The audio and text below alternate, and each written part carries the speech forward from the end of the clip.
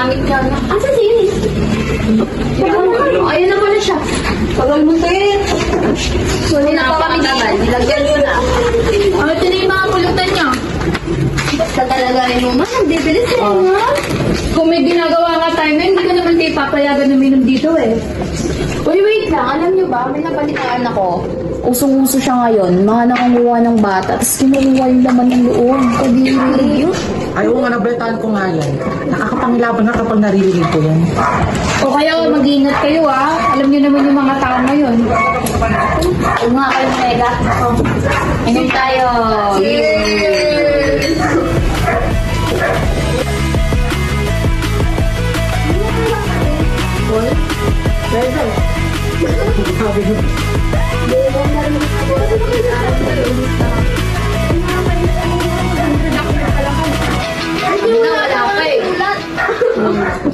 Hindi na nila namalayan ng oras at dumilim na ang paligid na magkayayaan silang umuwi. Oh, 6 na pala eh. Oh, paano ba yan? Nung na tayo. Tara na, parang hinahanap na tayo.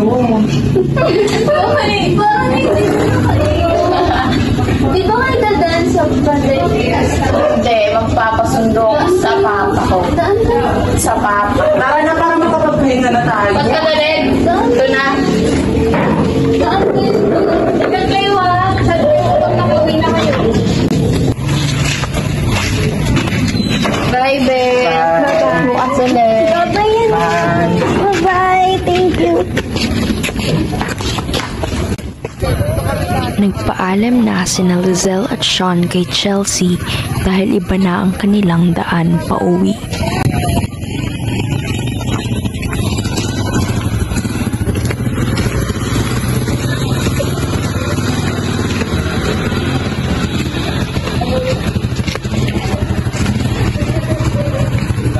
Hilong-hilong naglalakad mag-isa pauwi si Chelsea nang biglang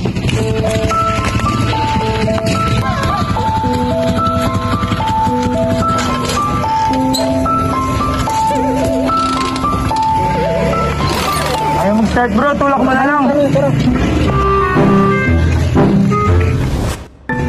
Isingin mo na kain at nang mapag-umpisa na tayo. Sige, boss. Ay, ising! Tulong! Tulong! Tulungan niyo ako! Tulong! Tulong! Subukan mong tumakas sa tagsumunod sa amin. May tamang hinahanap mo. Po, kuya. Hindi ko po alam po ang ginawa.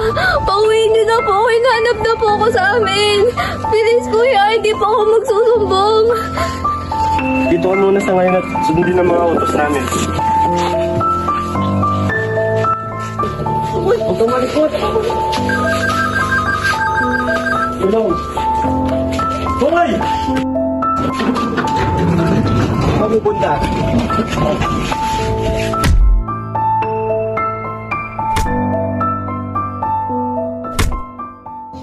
Boss, patay na siya.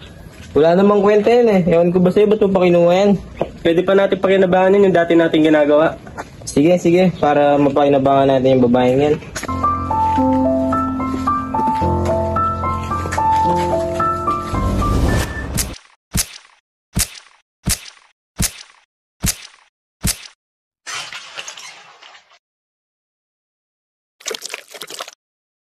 At ang nakuha namin ay...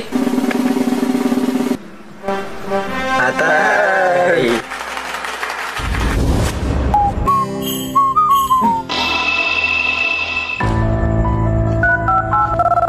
May bangkay. Padala ko backup.